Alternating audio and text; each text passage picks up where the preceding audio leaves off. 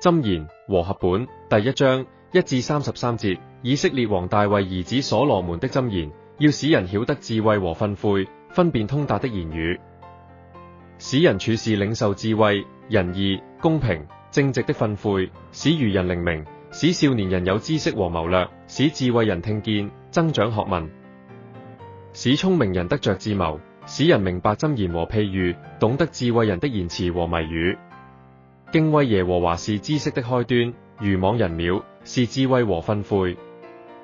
我兒，要聽你父親的訓誨，不可離棄你母親的法則，或譯指教，因為這要作你頭上的華冠，你項上的金鏈。我兒，惡人若引誘你，你不可隨從。他們若說，你與我們同去，我們要埋伏流人之血，要蹲伏害無罪之人。我們好像陰間，把他們活活吞下，他們如同下坑的人，被我們忽吞了。我們必得各樣寶物，將所擄來的裝滿房屋。你與我們大家同分，我們共用一個囊袋。我兒，不要與他們同行一道，禁止你腳走他們的路，因為他們的腳奔跑行惡，他們急速。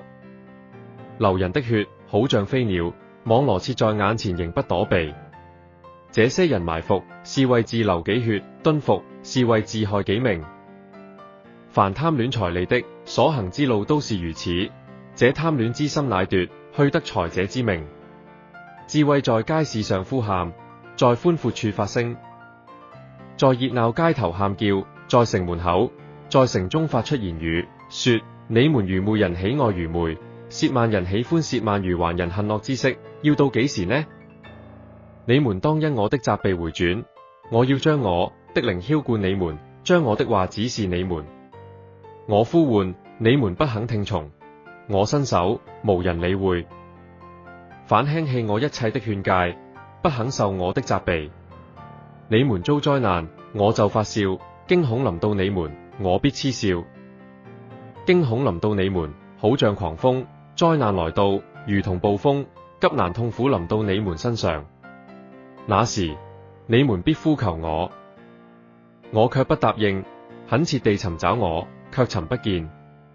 因為你們恨惡知識，不喜愛敬畏耶和華，不聽我的勸誡，藐視我一切的責備，所以必吃自結的果子，充滿自設的計謀。愚昧人背道，必殺己身；愚頑人安逸，必害己命。